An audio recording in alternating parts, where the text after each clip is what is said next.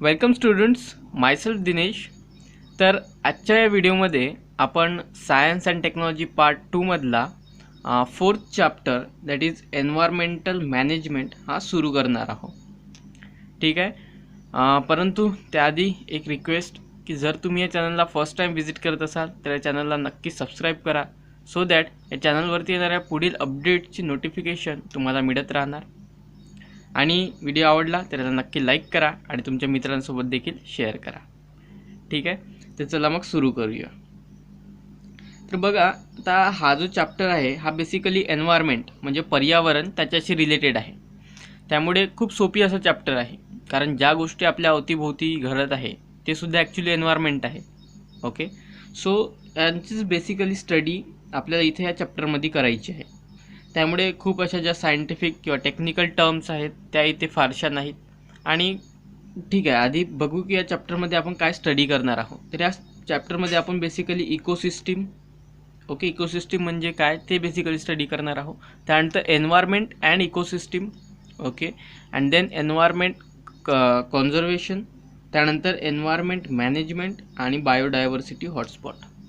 ठीक आहे. तर हे 5च मेन टॉपिक्स आहे जे आपण या चॅप्टरमध्ये स्टडी करणार आहोत. त्यातही मेन कुठले आहेत तर 2 आहे, एक म्हणजे इकोसिस्टीम आणि एक आहे एन्व्हायरमेंट. ठीक आहे. हे 2च टॉपिक्स आहेत, मेन टॉपिक्स, आणि त्याच्याभोवतीच पूर्ण हा चॅप्टर आहे. ठीक आहे. म्हणजे खूप काय असं जास्त या चॅप्टरमध्ये नाहीत आणि चॅप्टरसुद्धा लहान आहे. ठीक आहे. तर मेन मग एन्व्हायरमेंट, इकोसिस्टीम म्हणजे काय आणि त्याचा आणि एन्व्हायरमेंटचा संबंध काय, म्हणजे रिलेशन काय त्यांच्यामध्ये, आणि त्यानंतर एन्व्हायरमेंट म्हणजे पर्यावरण. त्यानंतर त्या पर्यावरण म्हणजे काय, त्याची कन्झर्वेशन करायची काय गरज आहे, जतन करायची, त्याची मॅनेजमेंट कशी करायची, आणि त्याच्याशी रिलेटेड 1-2 टॉपिक्स. बस एवढंच या चॅप्टरमध्ये आहे. ठीक आहे. सो चला मग सुरू करूया. तर आधी बघा, कॅन यू रिकॉल हे क्वेश्चन्स आहेत. त्यात पहिलाच क्वेश्चन आहे बघा की what is ecosystem and which are its different components. Ecosystem काय आहे आणि त्याचे डिफरंट कंपोनंट्स कुठले आहे. ओके. तर बघा, जी डेफिनेशन तुमच्या पुस्तकात आली आहे इकोसिस्टीमची ती ही आहे की the basic functional unit use to study ecology. Okay, that is the ecosystem. तुम्ही वाटल्यास पेजच्या आधी स्क्रीनशॉट घेऊ शकता, सो दॅट तुम्हाला सोपं जाईल. ओके, आय थिंक ठीक आहे, दिसतं जवळपास पूर्ण. ओके, ठीक आहे, राईट. त्यानंतर इकडनं सुद्धा घेऊ शकता वाटल्यास तुम्हाला जसं सोपं पडणार तसं. Okay, fine. इकडलाही घेऊन घ्या वाटल्यास.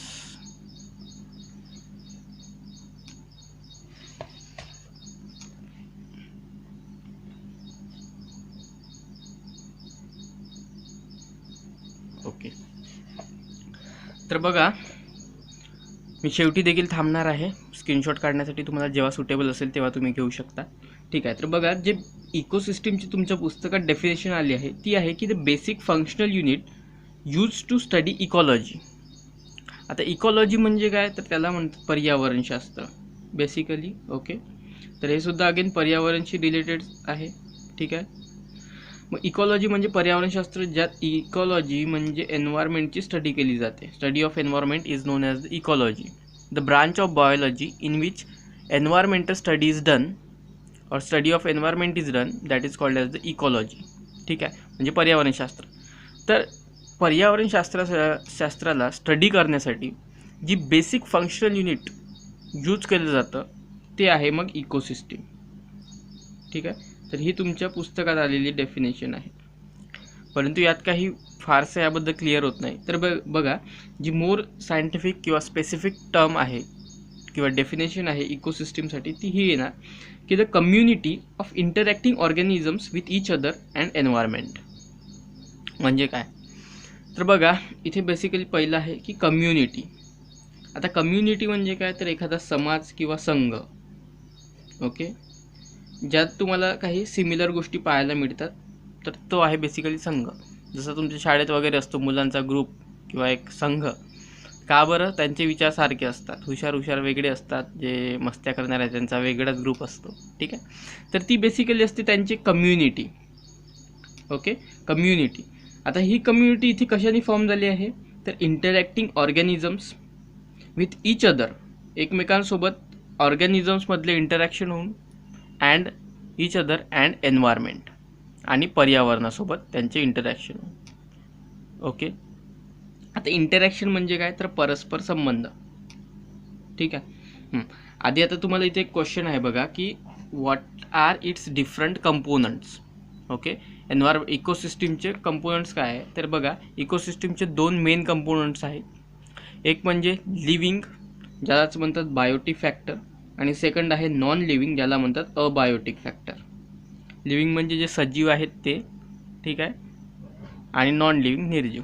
तर हे 2च मेन कंपोनंट आहे एखाद्या इकोसिस्टीमचे, ठीक आहे. मग आता इकोसिस्टीम कशी फॉर्म होते? कम्युनिटी आहे बेसिकली ही. कशाची? तर इंटरॅक्टिंग ऑर्गॅनिझम्सची विथ इच अदर. म्हणजे जे ऑर्गॅनिझम्स आहे कुठले आहे? मग लिव्हिंग आहे आणि नॉन लिव्हिंग आहे. तर यांचे एकमेकांसोबत इंटरॅक्शन होऊन, म्हणजे परस्पर संबंधामुळे जी काही समाज किंवा कम्युनिटी फॉर्म झाली आहे, आणि सोबतच त्यांच्या एन्व्हायरमेंटसोबत सुद्धा त्यांच्या संबंधामुळे, तर त्याला म्हणतात इकॉलॉजी, ठीक आहे. तर एक्झाम्पलनी समजून घ्या की काय आहे बेसिकली, ठीक आहे. समजा आता एखादं झाड आहे, तर ते झाड काय करतं? तर ॲटमॉस्फिअर जो आहे किंवा बाकी जे पर्यावरण आहे, म्हणजेच इथे काय झालं? तर त्याचं एन्व्हायरमेंट झालं त्या झाडाचं, त्याच्या आजूबाजूचा जो परिसर आहे तो त्याचं एन्व्हायरमेंट झालं. मग त्या झाडासाठी जो CO2 लागतो, तो CO2 कुठून घेतला जातो? ऑब्व्हियसली ॲटमॉस्फिअरमधून, बरोबर आहे. म्हणजे ते झाड काय करत आहे? तर त्याचं जे एन्व्हायरमेंट आहे त्याच्यासोबत इंटरॅक्ट होत आहे, बरोबर. तसंच जी सॉईल आहे त्याच्या खाली असणारी, ओके, जमीन, सो त्यात ते सुद्धा अगेन एक एन्व्हायरमेंटचंच पार्ट आहे. सो त्याला जे वॉटर लागतं ते सुद्धा तो एन्व्हायरमेंट म्हणजे त्या सॉईलमधून घेतो आहे, ओके. आणि जो काही ऑक्सिजन त्यात तयार होतो आहे तो अगेन तो एन्व्हायरमेंटमध्ये रिलीज करतो, ठीक आहे. सो मग ही काय आहे पूर्ण? तर that is nothing but the ecosystem. म्हणजे आता इंटरॅक्शन कशामध्ये होत आहे? तर ऑर्गॅनिझम आणि एन्व्हायरमेंटमध्ये, ओके. सो ऑर्गॅनिझम आणि एन्व्हायरमेंटमध्ये जे इंटरॅक्शन होत आहे, आणि त्याच्यामुळे झाडांची एक मोठी जी कम्युनिटी फॉर्म झाली आहे, जसं की एखादं जंगल वगैरे म्हणा, so that is the ecosystem, ठीक आहे. तसंच तुम्ही दुसरं जर एक्झाम्पल पाहतो म्हटलं, तर एखाद्या तळ्यावर सपोज पाणी प्यायसाठी खूप सारे ॲनिमल्स येत असेल, तर ते सुद्धा अगेन, आता तळं काय आहे? तर ही झाली मग एन्व्हायरमेंट त्यांच्या भोवतालचा, आणि जे ॲनिमल्स आहेत ते ऑर्गॅनिझम झाले, लिव्हिंग झाले, ओके. तर त्यांचं आणि पाण्यामध्ये जे इंटरॅक्शन होत आहे, तर ती एक कम्युनिटी आहे. नॉन लिव्हिंग जर बघाल तर एखादे जे दगड असतात, गोटे असतात, ते जर खूप वर्ष एखाद्या जमिनीत राहिले, त्यांच्यावर जमिनीचे थर जमा होतात, तर अगेन त्यांच्यापुढे त्यांची साईज वाढत जाते. तर ही सुद्धा एक इंटरॅक्शन आहे नॉन लिव्हिंग आणि एन्व्हायरमेंटमधली, ठीक आहे. तर यांच्यामुळे जी काही कम्युनिटी, किंवा कारण खूप सारे दगड असतात एन्व्हायरमेंटमध्ये, त्यांची जी कम्युनिटी आहे, समाज किंवा संघ, so that is nothing but the ecosystem, okay, ठीक आहे. नाव नेक्स्ट क्वेश्चन आहे बघा, which are the types of consumers, what are the criteria for their classification.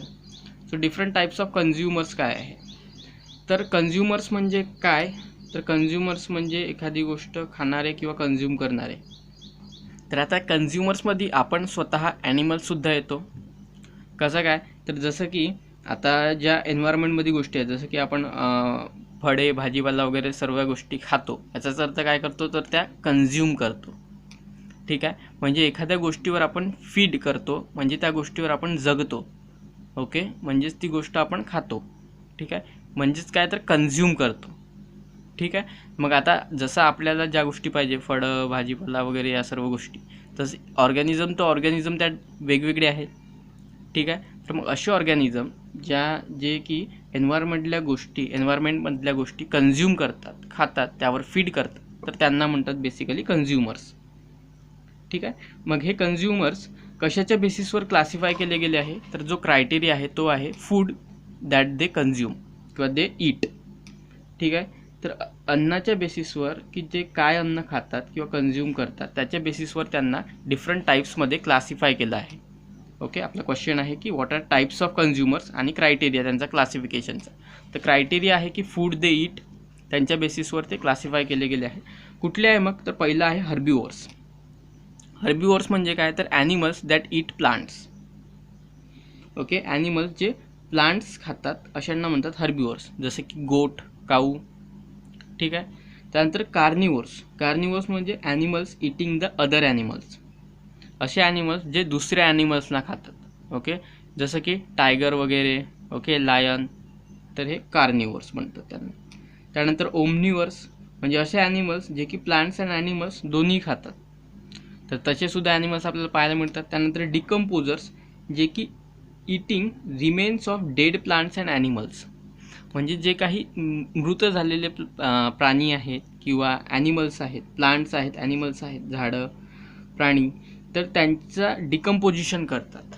म्हणजे सपोज एखादं झाड त्याला जर कापून आपण बाहेर ठेवलं तर ते काय होणार? हळूहळू सडणार, म्हणजेच डिकम्पोज होणार.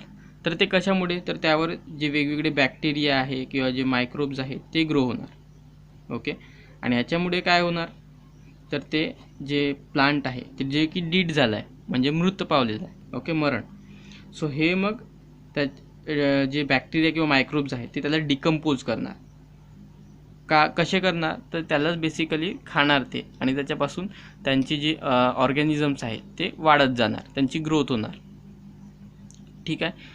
तर अशा ऑर्गॅनिझम्सना म्हणतात मग डिकम्पोजर्स. ठीक आहे. तर हे आहे मग मेन कन्झ्युमर्स जे की एन्व्हायरमेंटमध्ये असतात, म्हणजे दुसऱ्या गोष्टींना कन्झ्युम करतात एन्व्हायरमेंटमधले. ठीक आहे.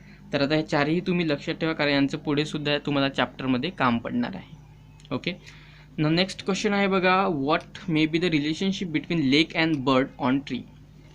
तर लेक म्हणजे तळं आणि त्याच तळ्याच्या बाजूला असणारं झाड आणि झाडावरचा पक्षी, तर यांच्यामध्ये काय रिलेशन असणार? तर बघा, जो बर्ड आहे तो काय करणार? त्या तळ्यामधल्या किंवा पॉन्डमधल्या फिशेस खाणार. ओके, आणि त्या तळ्यावर येणारे जे काही इन्सेक्टसुद्धा आहे ते सुद्धा तो खाणार. बरोबर. तर इथे काय करतोय? तो कन्झ्युमर आहे मग बर्ड. बरोबर. आता कन्झ्युमर आहे, कुठल्या टाईपचा येणार हा कन्झ्युमर? तर हा येणार आता कार्निवोर्समध्ये. ओके, म्हणजे आता इथे काय फॉर्म होतं? इथे होतं काय नेमकं बघा, की हा जो बर्ड आहे तो पॉन्डमधल्या फिशेस खातोय, आणि जे काही झाडावर इन्सेक्टसुद्धा येतात ते इन्सेक्ट किंवा जे पाण्यावर इन्सेक्ट्स येतात, किडे येतात, ते सुद्धा तो खातो. म्हणजेच काय? तर त्याच्या भोवतीचं जे ॲटमॉस्फिअर आहे किंवा जे पर्यावरण आहे, ओके, एन्व्हायरमेंट, तर त्याच्यासोबत तो इंटरॅक्ट होतोय, म्हणजे त्यांच्यामध्ये परस्पर संबंध आहे, कारण तो त्याच्यावर जगतोय, कन्झ्युम करतोय. ओके, सो बर्ड काय करतोय? तर त्या एन्व्हायरमेंटसोबत इंटरॅक्ट करतोय. कसं? तर त्या पॉन्डमधल्या फिशेस खाऊन प्लस तिथले इन्सेक्टसुद्धा कन्झ्युम करून. ओके, तर ही जी इंटरॅक्शन आहे तीच बेसिकली काय आहे? मग तिथे एक इकोसिस्टीम फॉर्म होते. ओके, बर्ड आणि त्या लेकमधल्या इंटरॅक्शनमुळे काय फॉर्म झाली मग तिथे? तर एक इकोसिस्टीम फॉर्म झाली आहे, ज्यात लिव्हिंग फॅक्टर आहे बर्ड आणि जो ॲटमॉस्फिअरिक फॅक्टर येतो तो आहे पॉन्ड. ठीक आहे. तर ही आहे मग इकोसिस्टीमचं एक एक्झाम्पल बेसिकली. ठीक आहे. नेक्स्ट क्वेश्चन आहे बघा, what is difference between food chain and food web. तर बघा, फूड चेन आणि फूड वेब याच्यात डिफरन्स काय असतो? तर फूड चेन काय आहे? तर series of organisms feeding on one another. तेच फूड वेब असतं की इंटरलिंक्ड फूड चेन्स. ओके, म्हणजे बेसिकली काय आहे? तर बघा, इथे तुमच्या पुस्तकात डायग्राम दिली आहे, त्यावरून तुम्हाला समजून येईल. हा सुद्धा वेगळा एक क्वेश्चन आहे, परंतु डिफरन्स काय आहे बघा फूड चेन आणि फूड वेबमध्ये. तर आता जसं की मी इथे तुम्हाला सांगितलं, फूड चेन काय आहे? तर series of organisms feeding on one another. बरोबर. सिरीज म्हणजे एक, ओके, लॉंग चेन, आणि कशी? तर feeding on one another. Feed म्हणजे एखाद्या दुसऱ्या ऑर्गॅनिझमवर जगणे, त्याचं भक्षण करून, दॅट इज फीडिंग. तर मग series of organisms feeding on one another, एकमेकांवर जगणारे जे ॲनिमल्स आहेत त्यांची एक लॉंग सिरीज. ठीक आहे. जसं की इथे बघा, हे जे गवत आहे हे याच्यावर जगणारा एक ॲनिमल आहे, जो की आहे हा नाकतोडा, ग्रॉसहॉपर. बरोबर. त्यानंतर याच्यावर जगणारा आहे हा फ्रॉग. त्यानंतर फ्रॉगवर जगणारा आहे हा साप, स्नेक, आणि स्नेकवर जगणारा आहे वल्चर म्हणजे गिधाड. आणि त्यानंतर जेव्हा हा गिधाड मृत होणार किंवा मरण पावणार तेव्हा त्याच्यावर जगणार ते डिकम्पोजर्स म्हणजे जे मायक्रोब्स आहे किंवा फंगस आहे ते, ओके, बॅक्टेरियाज वगैरे आहेत ते. तर मग आता इथे फॉर्म काय झाली आहे, तर एक फूडची चेन फॉर्म झाली आहे बघा. ओके, एकमेकांवर जगणारे आहे म्हणजेच कशासाठी, तर फूडसाठी, त्यांच्या अन्नासाठी. तर त्यांची एक चेन फॉर्म झाली आहे बघा. ओके, अशी पूर्ण ही चेन आता वेगवेगळ्या ॲनिमल्ससाठी वेगवेगळी असणार. ठीक आहे, ही एक झाली. तशी वेगवेगळ्या, जसं की इथे आता फॉक्स असणार, फॉक्सवर देन लायन डिपेंड करणार, लायनवर नंतर मग जे डिकम्पोजर्स आहेत ते. तर अशा खूप साऱ्या चेन्स असणार. तर मग अशी जी चेन आहे त्याला म्हणतात फूड चेन. ओके, आणि आता मग अशा खूप साऱ्या चेन्स असणार, बरोबर. आता काही ज्या आहे चेन्स त्या आता बेसिकली इथे ग्रॉसहॉपरपासून सुरू होणार, कारण ग्रॉसहॉपर जो आहे त्याला फक्त फ्रॉगच नाही तर जी इतर ऑर्गॅनिझम्स आहेत ते सुद्धा खाणारे आहेत, बरोबर. मग याला दुसरं जे ऑर्गॅनिझम खाणार तो त्याच्यावर भक्षण करणारे दुसरे, त्याच्यावर फीड करणारे तिसरे. ओके, तर अशा पद्धतीने मग ही दुसरी चेन होणार इथे. तसेच गवतावर जगणारे सुद्धा इतर प्राणी आहेत, जसं की हरिण झाला, त्यावर जगणारा लायन, लायन नंतर पुढे. ओके, मग अशी सुद्धा एक डिफरंट चेन फॉर्म होणार. तर मग अशा ज्या डिफरंट फूड चेन्स आहेत त्यांचं एक फूड वेब म्हणजे एक नेटवर्क तयार होणार, ज्याला म्हणतात मग फूड वेब. ठीक आहे, जसं की तुम्ही आता इंटरनेट बघितलं आहे, इंटरनेटवर काय असतात, डिफरंट वेबसाईट्स असतात, बरोबर. आणि त्या सर्व वेबसाईट्सचं जोडून बनतं एक वर्ल्ड वाईड वेब, ज्याला WWW म्हणतो आपण, वर्ल्ड वाईड वेब. तर वेब म्हणजे काय, तर त्यांचं एक मोठं जाळं. ओके, तर मग अशा फूड चेन्स आहेत, बरोबर, ज्या की समजा वेबसाईट्स आहेत, कारण त्या सर्व फूड वेब किंवा वेबसाईटवरचं एक छोटंसं स्थान किंवा छोटीशी कंपोनंट म्हणजे मग ती झाली वेबसाईट. तर इथे फूड चेन, फूड वेबमधल्या कंपोनंट फूड चेन. ठीक आहे, तर त्या ज्या वेबसाईट्स आहेत त्या मिळून बनतात मग फूड वर्ल्ड वाईड वेब. तसंच ह्या फूड चेन्स आहेत त्या मिळून बनतात मग फूड वेब. ओके, छोट्या छोट्या चेन्स जुडून त्यापासून एक मोठं जाळं बनतं, त्याला म्हणतात फूड वेब. ठीक आहे, तर मग यांच्यामध्ये डिफरन्स काय आहे, तर फूड चेन आहे मग सिरीज ऑफ ऑर्गॅनिझम्स, बरोबर. सिरीज आपण पाहिली, फीडिंग ऑन वन अनदर, एकमेकांवर फीड होणारी, ती आहे मग फूड चेन. आणि फूड वेब काय आहे, तर इंटरलिंक्ड फूड चेन्स, एकमेकांना जोडून असणाऱ्या किंवा एकमेकांसोबत इंटरलिंक असणाऱ्या फूड चेन्स, त्याच्यापासून मग फूड वेब म्हणजे त्याचं जाळं, ओके, नेटवर्क तयार होतं. ठीक आहे, आता नेक्स्ट पॉईंट बघा यांच्यामध्ये डिफरन्सचा, की higher trophic level depends upon lower trophic level. Okay, तर ट्रॉपिक लेवल काय आहे ते सुद्धा आपण पुढे पाहूच, परंतु higher trophic level depends upon lower trophic level food चेनमध्ये. जसं की आता हे जे मोठे ऑर्गॅनिझम्स आहेत ना, जे छोट्या ऑर्गॅनिझमवर डिपेंड करतात, त्यांना म्हणतात ते असतात हायर ट्रॉपिक लेवलमधले. ओके, हायर ट्रॉपिक लेवल म्हणजे बेसिकली एनर्जी लेवल समजा. ओके, सो जे हायर ट्रॉपिकचे ऑर्गॅनिझम्स आहेत ट्रॉपिक लेवलचे, ते लोअर ट्रॉपिक लेवलच्या ऑर्गॅनिझमवर डिपेंड करत आहे फूड चेनमध्ये, बरोबर. तर तेच फूड वेबमध्ये जर बघाल तर इथे काय आहे, की members of higher trophic level depends upon many lower trophic level. इथे एकाच ट्रॉपिक लेवलवर लोअरवाले डिपेंड करत होते, ते जे हायर ट्रॉपिकचे ऑर्गॅनिझम्स होते ते लोअर ट्रॉपिक लेवलवर तर डिपेंड करत आहे. आणि इथे सुद्धा members of higher trophic level depends upon lower trophic level, परंतु इथे मेनी ट्रॉपिक लेवलवर तर इथे ओनली वन. ओके, फक्त वन लोअर ट्रॉपिक लेवलवर, तर इथे मेनी ट्रॉपिक लेवलवर लोअर ट्रॉपिक लेवलवर ते डिपेंड करत आहे. कसं, तर बघा आता ही फूड चेन आहे एक, तर यातला ऑब्वियसली जो हायर ट्रॉपिक लेवलचा ऑर्गॅनिझम आहे तो लोअर ट्रॉपिक लेवलच्या ऑर्गॅनिझमवर डिपेंड करत आहे, बरोबर. परंतु फूड चेनसाठी फूड वेबसाठी मी काय सांगितलं, तर फूड चेन सपोज इथून सुरू होत असेल तर ती सुद्धा इथून जाणार, इथून सुरू होत असेल तर ती इथे पुढे जाणार, इथून होत असेल तर इथून पुढे जाणार. मग याच्यावरचे जे ऑर्गॅनिझम्स असणार ते असणार हायर ट्रॉपिक लेवलचे, याच्यावरती असणार ते असणार हायर ट्रॉपिक लेवलचे. ओके, आणि ते डिपेंड करत आहे ह्या लोअर ट्रॉपिकवर, इथे सुद्धा हे डिपेंड करत आहे ह्या लोअर ट्रॉपिकवर. म्हणजेच फूड वेबमध्ये जे हायर ट्रॉपिक लेवलचे ऑर्गॅनिझम्स आहेत ते मेनी लोअर ट्रॉपिक लेवलवर डिपेंड करत आहे. हा एक हा सुद्धा, म्हणजे मेनी लोअर ट्रॉपिक लेवल्सवर ते डिपेंड करत आहे. ओके, तर हे आहे बेसिकली यांच्यामधलं difference. Okay. So I hope की आता तुम्हाला हे चारही क्वेश्चन्स क्लिअर झाले असतील. नेक्स्ट आहे बघा, think and answer. Write the name and category of each of the component shown in picture. तर नेम्स तुम्हाला माहिती झाले आहे. ओके. कॅटेगरी कुठली आहे तर तेच अगेन जे हर्बिवोरस आणि कार्निवोरस आपण म्हटलं तेच आहे. आता हा गवतावर जगतो याचा अर्थ हा काय आहे मग तर हर्बिवोर आहे. त्यानंतर हा ॲनिमल्स, सो हा मग कार्निवोर झाला, हा सुद्धा कार्निवोर्स झाला. ओके. आणि हा सुद्धा कार्निवोर झाला. तर हे डिकम्पोजर झाले, मशरूम्स. ओके. हे जे दिसत आहे डिकम्पोजर्स. हा अगेन ॲनिमलवर फीड करणारा हर्बिवोर आणि हा कार्निवोर्स.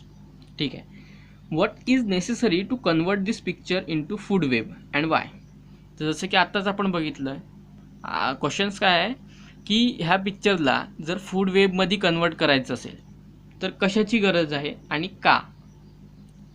तर ह्या पिक्चरला जर आपल्याला फूड वेबमध्ये म्हणजे एका जाड्यामध्ये नेटवर्कच्या फॉर्ममध्ये कन्वर्ट करायचं असेल तर आपल्याला गरज आहे मग डिफरंट अगेन ॲनिमल्सची. ओके. मग ते डिफरंट ॲनिमल्स काय करणार तर ह्याच्यावर काही जगणारे असणार, काही ह्याच्यावर जगणारे असणार आणि त्यांची एक अगेन दुसरी चेन फॉर्म होणार. तर काही गवतावर जगणारे आणि त्यानंतर त्यांच्यावर काही जगणारे, त्यांच्यावर पुढे. तर अशा पद्धतीने यांचीसुद्धा एक चेन फॉर्म होणार. म्हणजेच काय होणार तर ओव्हरऑल एक फूड वेब फॉर्म होणार, त्यांचं नेटवर्क, त्यांचं जाडं फॉर्म होणार. ओके. मग कशाची गरज आहे तर गरज आहे मग ॲनिमल्सची.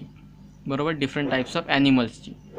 का बरं गरज आहे तर जी फूड वेब बेसिकली फॉर्म होणार ती यांच्या इंटरॅक्शनमुळे फॉर्म होणार. ओके. जो की इकोसिस्टीमचा एक पार्ट आहे. ओके. तर लिव्हिंग आणि ॲटमॉस्फिअर, ठीक आहे, यांच्यामध्ये इंटरॅक्शन होऊन मग एक नवीन फूड वेब फॉर्म होणार. ठीक आहे. तर याचा स्क्रीनशॉट जर तुम्हाला घ्यायचा असेल तर तुम्ही घेऊ शकता. ओके. नेक्स्ट पेजसुद्धा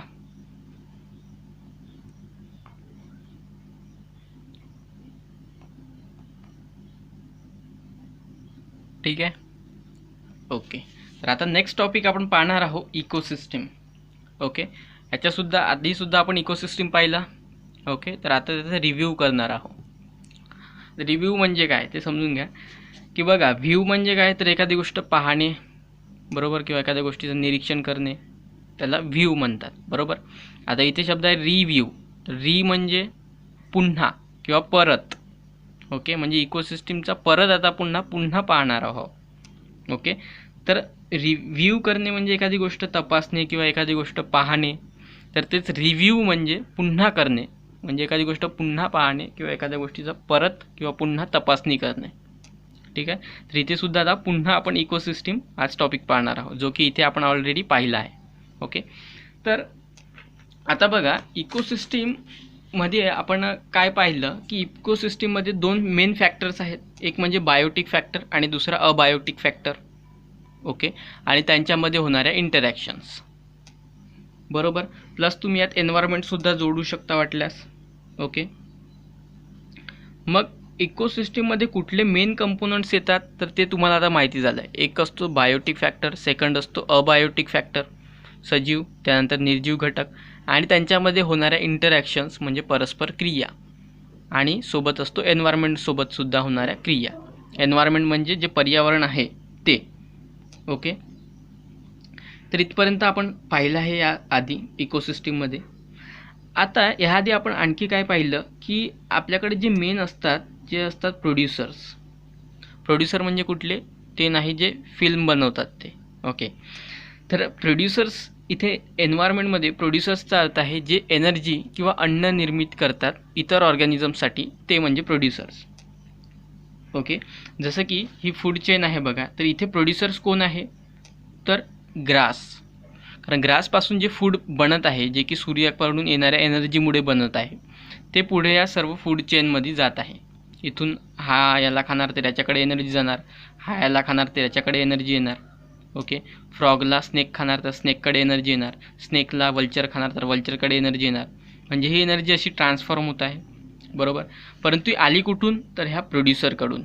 ह्याने ती एनर्जी प्रोड्यूस केली, निर्माण केली. ओके. तर मग सर्वात पहिला जो घटक असतो जो एखाद्या इकोसिस्टीममध्ये असतो तो असतो प्रोड्युसर्स. ओके. मग प्रोड्युसर्स कुठले असतात तर ट्रीज, प्लांट्स. ओके. हे असतात प्रोड्युसर्स. मग या प्रोड्युसरपासून किंवा प्रोड्युसरवर डिपेंड करणारे, त्यांना फीड करणारे किंवा त्यांच्यापासून एनर्जी जाते ती हर्बिवोर्सकडे. ओके, हर्बिवोर्स म्हणजे कुठले, तर गोट, डॉग. ओके, तर हे झाले हर्बिवोर्स, बरोबर, कारण ते यांच्यावर डिपेंड करत आहे. डॉग नाही येणार, सॉरी, काऊ वगैरे. ओके, ठीक आहे, तर हे हर्बिवोर्स झाले. मग ओके, प्लांट्स खाणारे. त्यानंतर यांच्यावर डिपेंड करतात ते प्रेडेटर्स. ओके, आता हा जो प्रेडेटर्स आणि जे कार्निवोर्स आहेत, ओके, ते जवळपास सेम आहे किंवा एकच आहे समजा. ओके, यांच्यासाठी दुसरा शब्द प्रेडेटर्ससुद्धा वापरला जातो, म्हणजेच दुसऱ्या प्राण्यांवर डिपेंड करणारे किंवा त्यांना खाणारे. ओके, जसं की लायन झालं, टायगर झाला. ओके, आणि ह्या प्रेडेटर्सवर डिपेंड करतात. मग वेगवेगळे जेव्हा हे मृत होणार, मरणार, तेव्हा यांना डिकम्पोज करणारे असतात. मग डिकम्पोजर्स जसं की इन्सेक्ट्स, बॅक्टेरिया आणि मायक्रोब्स. ठीक आहे, तर हे यांच्यावर डिपेंड असतात. ओके, तर हे सुद्धा हे आधीच आपण आता पाहिलं आहे.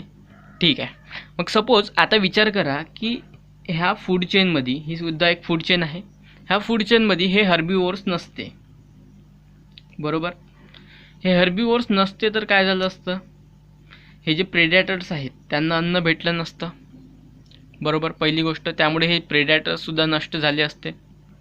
ठीक आहे, आणखी काय झालं असतं, तर हे जे प्रोड्युसर्स आहेत यांना खाणारे कोणी नसते, त्यामुळे प्रोड्युसर्सची जी संख्या आहे तीसुद्धा या पृथ्वीवर खूप मोठ्या प्रमाणात वाढली असती. ओके, तर सपोज करा की प्रेडेटर्स नसते. मग प्रेडेटर्स नसते तर ह्यांची जी संख्या आहे, जे हर्बिवोर्स आहेत त्यांना खाणारे कोणी नसते, तर हर्बिवोर्सची संख्या खूप मोठ्या प्रमाणात वाढली असती, बरोबर. तसंच हे जे मायक्रोब्स किंवा इन्सेक्ट, बॅक्टेरिया आहे, तर यांनासुद्धा अन्न भेटलं नसतं, कारण हे प्रेडेटर्स नसते. मग हे सुद्धा या पृथ्वीवर नष्ट झाले असते, तर यांची संख्या खूप मोठ्या प्रमाणात वाढली असती. म्हणजेच काय बेसिकली सांगायचं आहे की एखादा जरी घटक ह्या फूड चेनमधला नसला, ओके, तो नष्ट झाला समजा पृथ्वीवर, तर काय होणार, जी निसर्गातली जी फूड चेन आहे त्यामध्ये इम्बॅलन्स होणार. ओके, बॅलन्स म्हणजे संतुलन, इम्बॅलन्स म्हणजे असंतुलन. ओके, त्यांचं संतुलन बिघडणार, असंतुलन होणार, बरोबर. तर तेच ह्युमनसुद्धा जे पृथ्वीवर आहे त्यांचीसुद्धा एक फूड चेन आहे. आपणसुद्धा प्लांट्सना खातो, मग आपल्यालासुद्धा डिकम्पोजर जे आहे ते खातात, बरोबर. तर हे सुद्धा मग त्याच्यामुळे जर सपोज एखादी डिस्टर्ब झाला घटक, जसं की आता झाडांची आपण कत्तल करतो, झाडं कमी करतो, तर त्याच्यामुळे आपली जी फूड चेन आहे ह्युमन्सची तीसुद्धा हळूहळू कमी होणार, इम्बॅलन्स होत आहे त्यामुळे. ओके, ठीक आहे. तर मग म्हणजे सांगायचं बेसिकली हे आहे की ह्या फूड चेनमधला एखादा जरी घटक, ओके, एखादा स्मॉलेस्ट, जसं की आता हे बॅक्टेरिया वगैरे जे आपल्याला दिसतसुद्धा नाही, ओके, खूप स्मॉल आहे, परंतु ते सुद्धा एखाद्या फूड चेनमध्ये खूप खूप इम्पॉर्टंट आहे. म्हणजेच आता ही एका चेनला कन्सिडर केलं, अशा खूप साऱ्या चेन्स मिळून फूड वेब फॉर्म होणार. तर एका चेनमध्ये जरी हे झालं, सपोज इम्बॅलन्स झालं, त्यामुळे पूर्ण फूड वेबमध्ये इम्बॅलन्स होणार, बरोबर. म्हणजे पूर्ण निसर्गाचा जो संतुलन आहे तेच पूर्णतः बिघडणार. ठीक आहे, त्यामुळेच every factor is important in ecosystem. Okay, ह्याच्यावर तुम्हाला क्वेश्चनसुद्धा येऊ शकतो, गिव्ह रिझन किंवा इतर काही. So every factor is important in ecosystem. प्रत्येक फॅक्टर महत्त्वाचा आहे. का बरं, कारण एखादा जरी फॅक्टर सपोज प्रेडेटर नष्ट झाला तर कार्निवोरची संख्या वाढेल, हे जिवंत राहणार नाही, बॅक्टेरिया वगैरे, म्हणजेच फूड चेनमध्ये इम्बॅलन्स येणार. त्यामुळे काय होणार, तर जी फूड वेब आहे त्यामध्ये पूर्णपणे इम्बॅलन्स येणार आणि ओव्हरऑल पूर्ण नेचरमध्ये इम्बॅलन्स येणार आणि त्यामुळे खूप मोठ्या प्रमाणावर डिस्ट्रक्शन किंवा जो नाश आहे तो होणार. त्यामुळे प्रत्येक factor, every factor is important in ecosystem. प्रत्येक फॅक्टर, लिव्हिंग, नॉन लिव्हिंग, हा इम्पॉर्टंट आहे. ओके, तर हेच बेसिकली तुम्हाला सांगितलं आहे या पूर्ण पॅराग्राफमध्ये इकोसिस्टीम, जो आपण आता इथे रिव्ह्यू केला आहे. ठीक आहे, इथे तुम्हाला एक क्वेश्चन आहे बघा की if fallen foliage in forest dead, okay, trees and carcasses in nature and around villages have not been decompose for years. जसं की जे तुटलेली झाडे आहे किंवा पाणी आहे जंगलामध्ये किंवा जे विलेजेसमध्ये असणारे जे प्राण्यांचे मृत शरीर आहे खेड्यांमध्ये वगैरे, तर ते समजा डिकम्पोज झाले नाही तर काय होणार, खूप वर्ष डिकम्पोज झाले नाही तर काय होणार, तर ते खूप मोठ्या प्रमाणात जमिनीवर साचणार, बरोबर. जे ॲनिमल्स आहे, प्लांट्स आहे, ते डिकम्पोज कशामुळे होणार, तर इन्सेक्ट्समुळे, मायक्रोब्समुळे. आणि तेच जर नसणार इन्सेक्ट किंवा मायक्रोब्स, म्हणजे हे डिकम्पोज होणार नाही, तर त्यांची संख्या खूप मोठ्या प्रमाणात वाढेल आणि त्याच्यामुळे आपल्याला राहणं, ह्युमन्सना त्या ठिकाणी राहणं खूप कठीण होणार, कारण त्यांची वास वगैरे किंवा इतर गोष्टी. ओके, तर त्यांच्यामुळे आपल्याला राहणं कठीण होणार. म्हणजे बघा, इम्बॅलन्स झाला आहे नेचरमध्ये. तसंच आपल्याला जे आता कोळसा किंवा जे खनिज तेल, नैसर्गिक गॅस, जे पेट्रोलियम भेटत आहे, ते जमिनीतून भेटत आहे, परंतु हे हजारो लाखो वर्ष आधी तयार झालं आहे. आणि तेही कशामुळे, तर यांचं डिकम्पोजिशन झालं. ॲनिमल्सचं, प्लांट्सचे जे डेड रिमेन्स होते त्यांचं डिकम्पोजिशन झालं त्यामुळे, बरोबर. त्यामुळे ते कोल्ड वगैरे हे सर्व भेटत आहे, ते तयार झाले. म्हणजे हे जर डिकम्पोज झाले नाही तर जे नैसर्गिक रिसोर्सेस आहे, नॅचरल रिसोर्सेस आहे, ते सुद्धा आपल्याला भेटणार नाही, प्लस आपलं राहणंसुद्धा कठीण होणार. त्यामुळे हे प्रत्येक फॅक्टर जो आहे तो इम्पॉर्टंट आहे. ओके, मग तो कितीही छोटा असला तरी, बॅक्टेरिया वगैरे, ओके, प्रत्येक इम्पॉर्टंट आहे. ठीक आहे, तर याचा स्क्रीनशॉट तुम्ही वाटल्यास घेऊ शकता किंवा असा घ्या वाटल्यास. ओके, त्यानंतर हा पेजवरचा सुद्धा घेऊन घ्या, पुढे कामी आहेच. तुमच्या सोयीनुसार घ्या, कारण स्क्रीनमध्ये पूर्ण दिसत नाही आहे. ओके, ठीक आहे. तर नाव नेक्स्ट क्वेश्चन आहे बघा, can you recall which are different trophic levels in food chain and what is energy pyramid. ठीक आहे, तर आता फूड ट्रॉफिक लेवल म्हणजे काय आहे आणि कुठल्या कुठल्या डिफरंट ट्रॉफिक लेवल्स आहेत. ठीक आहे, तर आता ट्रॉफिक लेवल म्हणजे बेसिकली काय आहे तर ते समजून घ्या. ट्रॉफिक लेवल म्हणजे position of an organism in food web. Okay, आता फूड वेब कसं फॉर्म होतं, तर जी फूड चेन आहे, ओके, एक जर फूड चेन सपोज अशी असेल तर त्यातला जो काही ऑर्गॅनिझम आहे त्यापासून एक दुसरी फूड चेन फॉर्म होणार. त्यात जर समजा दुसरा असेल त्यापासून दुसरी फूड चेन, यातल्यापासून पुढची फूड चेन, ह्याच्यापासून पुढची अशी फूड चेन, ह्याच्यापासून. तर अशा खूप साऱ्या दिसलं नाही, तर याच्यापासून अशी पुढची फूड चेन, यातून पुढची आणि यातून. ओके, तर अशा खूप साऱ्या फूड चेन्स जुडून एक फूड वेब फॉर्म होणार, बरोबर. आणि ह्या फूड वेबमध्ये, ओके, आता ही फूड वेब फॉर्म झाली आहे कशामुळे, तर डिफरंट फूड चेन्स जुडून. ओके, मग ह्या फूड चेनमध्ये एखाद्या ऑर्गॅनिझमची पोझिशन काय आहे, जसं की ह्या फूड चेनमध्ये इथे एक ऑर्गॅनिझम असणार, इथे असणार. ओके, मग इथे हा ऑर्गॅनिझम आहे, मग ह्या फूड चेनमध्ये किंवा फूड वेबमध्ये ह्या ऑर्गॅनिझमची पोझिशन इथे आहे. तसंच ह्या चेनवर बघाल तर इथे एक ऑर्गॅनिझम असणार ज्याच्यापासून ही पुढची फूड चेन निर्माण झाली आहे, तर ह्या ऑर्गॅनिझमची पोझिशन मग इथे आहे, बरोबर. मग ह्याच पोझिशनला म्हणतात ट्रॉफिक लेवल. ठीक आहे, म्हणजे एखाद्या फूड वेबमध्ये एखाद्या ऑर्गॅनिझमची पोझिशन काय आहे तर ती आहे त्या ऑर्गॅनिझमची ट्रॉफिक लेवल. ठीक आहे, मग यात क्वेश्चन विचारला आहे की what are different trophic levels. Okay, वेगवेगळ्या कुठल्या ट्रॉफिक लेवल्स आहे एखाद्या फूड चेनमध्ये. तर मग अशाच ट्रॉफिक लेवल्सना म्हणतात ज्या आपण आत्ता बघितल्या आहे ते आहे प्रोड्युसर्स, हर्बिवोर्स, कार्निवोर्स आणि प्रेडॅटर्स. ठीक आहे, आणि यात तुम्ही आणखी एक जोडू शकता वाटल्यास, ती म्हणजे डिकम्पोजर्स. ओके, तर ह्या बेसिकली ज्या मेन ट्रॉफिक लेवल्स आहेत त्या मेन ट्रॉफिक लेवल्स ह्या आहेत. ओके, ज्या की कुठल्याही एखाद्या फूड वेबमध्ये असतात आणि त्यानुसार त्या ऑर्गॅनिझम्सना किंवा जे फॅक्टर्स आहेत त्यांना क्लासिफाय किंवा डिसाईड केलं जातं. ओके, जसं की ह्या फूड चेनमध्ये आपण बघितलं आहे, ओके, प्रोड्युसर्स, हर्बिवोर्स, प्रेडेटर्स आणि डिकम्पोजर्स, बरोबर. तसंच ह्या ट्रॉफिक लेवल्समध्ये जे मेन क्लासिफिकेशन आहे किंवा टाईप्स आहेत ते आहे मग producer, herbivores, carnivores, predators, decomposers. जसं की मग आता इथे बघितला मी काय म्हटलं की ट्रॉफिक लेवल म्हणजे पोझिशन काय आहे त्या ऑर्गॅनिझमची फूड वेबमध्ये, बरोबर. मग जसं की ह्या फूड वेबमध्ये आता हा सुद्धा एक फूड चेन आहे जो की याच्या मिळून बनणार फूड वेब. मग हा फूड वेबचा एक पार्ट आहे. मग मी म्हटलं की इथे हा काऊ जो आहे त्याची ट्रॉफिक लेवल काय आहे. ओके, तर ह्या काऊची ट्रॉफिक लेवल ती येणार हर्बिवोर्समध्ये, बरोबर. ओके, मग ही चेन आहे तर त्यातली जी ट्रॉफिक लेवल आहे काऊची ती आहे हर्बिवोर्स ही. ओके, प्रेडेटर्स जसं की याच्यात सपोज लायन आहे, मग लायनची जी ट्रॉफिक लेवल आहे ह्या फूड चेनमध्ये किंवा फूड वेबमध्ये ती काय आहे तर ती आहे प्रेडेटर्स. ओके, तर हे बेसिकली क्लासिफिकेशन करण्यासाठी इम्पॉर्टंट आहे ट्रॉफिक लेवल. ठीक आहे. क्वेश्चन काय होता बघा की what are different trophic levels in food chain. तर ह्या 5 आहे मग डिफरंट ट्रॉफिक लेवल्स एखाद्या फूड चेनमधल्या. ओके, नेक्स्ट क्वेश्चन आहे बघा, what is energy pyramid. Energy pyramid काय आहे. तर एनर्जी पिरॅमिड आहे एक असं model showing energy flow from one trophic level to another. आता ट्रॉफिक लेवल काय आहे तर ते तुम्हाला समजलं आहे बरोबर. आता जसं की ही फूड चेन आहे बघा, ह्यात काय होतं आहे तर हा ट्रॉफिक लेवल काय आहे याची, मग हा हर्बीवोरस आहे.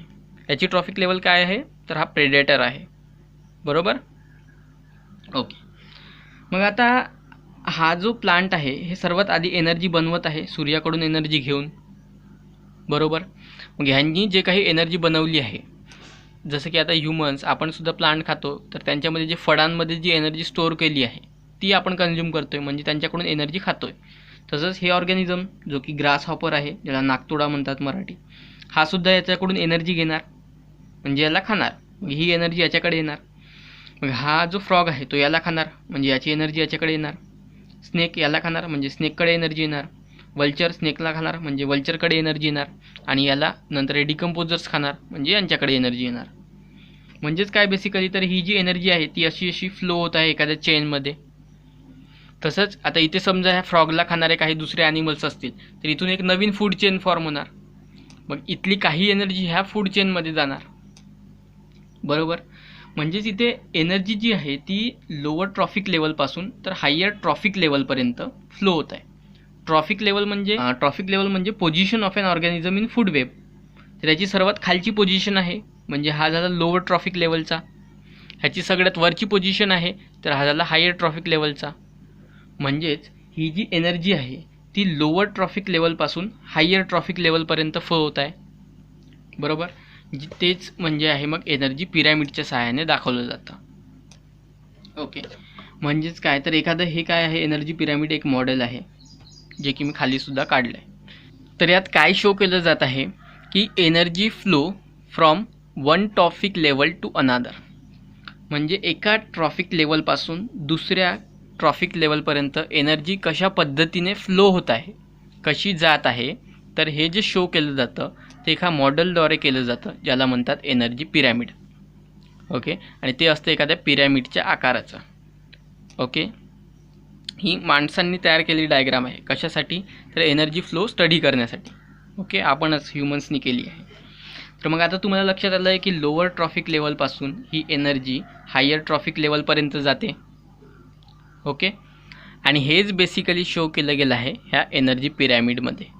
ओके, मग यात काय झालं आहे तर आता तुम्ही बघितलं आहे की जी एनर्जी प्रोड्यूस होते ती प्रोड्युसर्सकडून केली जाते बरोबर. मग सर्वात आधी जे एनर्जीचा सोर्स असणार ते असणार प्रोड्युसर्स. ठीक आहे, त्यात असणार मग वेगवेगळे प्लांट्स. आता इथे डायग्राम्स हव्या होत्या तर ठीक आहे, इथे तुम्हालासुद्धा दिसणार नाही आणि मलासुद्धा फारच छान काढता येत नाही, सो नावं लिहिले आहे मी जस्ट. ओके, मग हे प्रोड्युसर्स असणार जे की एनर्जी प्रोड्यूस करणार.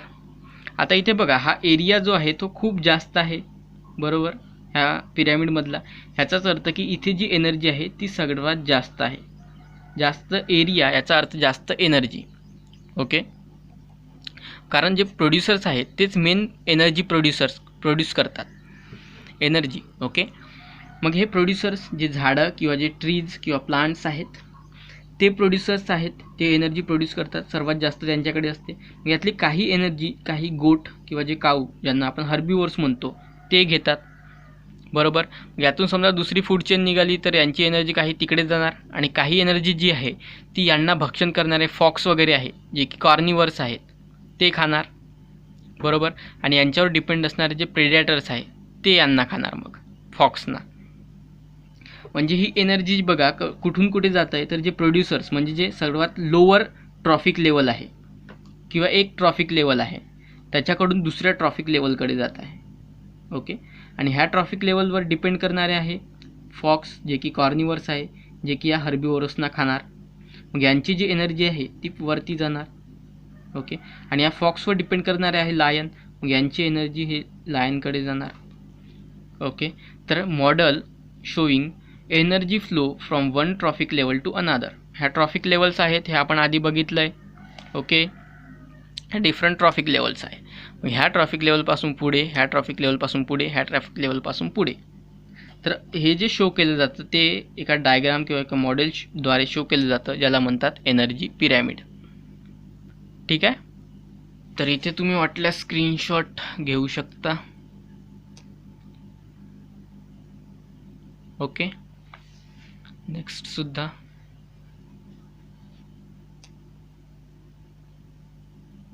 ठीक आहे. नाव नेक्स्ट इथे बघा, लेट्स थिंक. इथे एक क्वेश्चन दिला आहे जो की याच्या आधीच आपण पाहिलं आहे की एखादा बर्ड आणि त्यामध्ये असणारा जो त्याच्या खाली असणारा तलाव, ओके, पॉन्ड, तर त्यांच्यामध्ये काय रिलेशन आहे.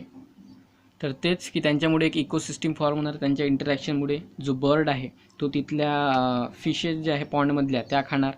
सोबतच जो ट्री आहे त्यावर सुद्धा येणारे जे फ्रूट्स आहेत किंवा जे इन्सेक्ट्स आहेत त्यांनासुद्धा खाणार.